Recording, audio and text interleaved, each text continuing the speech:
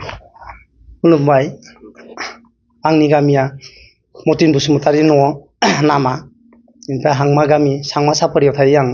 आइया टेकापाम बालाबारियाव थायो बारि नेनाय हिसाबै थांलाय फैलाय खालामबाय थायोमोन। बिदिनो जों फैगोन साननानै माने सानफ्रोमबो नायनो थाङो। नायनो थांसेयावबो जों माने देवबार दिनै जाथाय जालांबाय। अबेखै थांखो बेखौ थार हमस्लाबनो हायाखै जोंबो। जनाय साइडजों नागिरबाय बगरसाब्रि जनाय बिदि राजाखाना सब नागिरजोबदो मोनाखै। मंगलबारैसो आंनि आइखौ मानसिफोरनि खुगा खुगा खोनादों ओजोंहा दिमु गलायावबो वानसपखै बेरायनाय साननि 12 बाजियाव सिसि केमेरायाव दङ नुदों।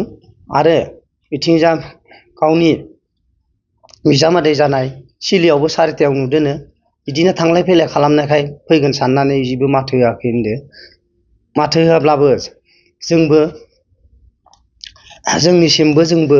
खबर हरजानो लुबैदोंमोन। जों थेवबो बिनि खुगा गामिनि खुगानिफ्रायबो खोनादों। बाम्पार ड्राइभारफोर दंमोन जोंनि खाथिनिनो बैनायमोन बिसोर खिथादो नंगौ नङा। खर' खाख्लुमना अखाबो दं। अखा बिराद हादो इखालि हराव। गाव अबाव थादों मादों बेखौ रावबो मिथिला। हरनि 3:30सोआवसो नुदों बेबो अखाजानाव। बेनो लास्ट। बेनिफ्राय सानाव नुवाखै होनदो। बेखौनो जोङो फैजानो लुबैयो आंनि आइखौ। जों बिराद गोसो गोरबोयै अननानै दिनैसिम 10-20 बोसोरसो जाबाय। खर' एसे गाज्रि जादोंबाबो मोजाङै साबना हामना मोजांसिन जाबोनो हमदोंमोन। गावनि ताल लानानै न'आव थांलाय फैलाय खालामो 4 किल'मिटार टेकापाम बालाबारिनिफ्राय हांमा साफरिसिम थांलाय फैलाय खालामनानै बिदिनो बेयावनो जायो ओंखामफोरखौ।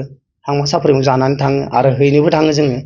बेनिफ्राय जि दिनाखन थांदों बियो देवबारै बिनिफ्राय नागिरनानै मोनाखै।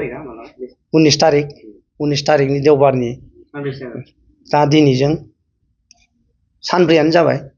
जोङो साननैया समबारा इखै नागिरबाय जनायखै। बेनिफ्राय आरो माबाखौ मंगलबारखौ एसे नागिरबाय सिलाफोथाराव नागिरबाय अखाजान नागिरबाय। बेनिफ्राय नै दिनैबो बिथिंनो अखाजानखै बगिबिल बिथिंजा नागिरजोब्बाय आरो नागिरना मोनाखै। सोरबा नुयोब्ला बे नाम्बार जामबुं नाम्बारजों कन्टेक्ट खालामना हरबानो जाहैबाय। गोजोन्थों।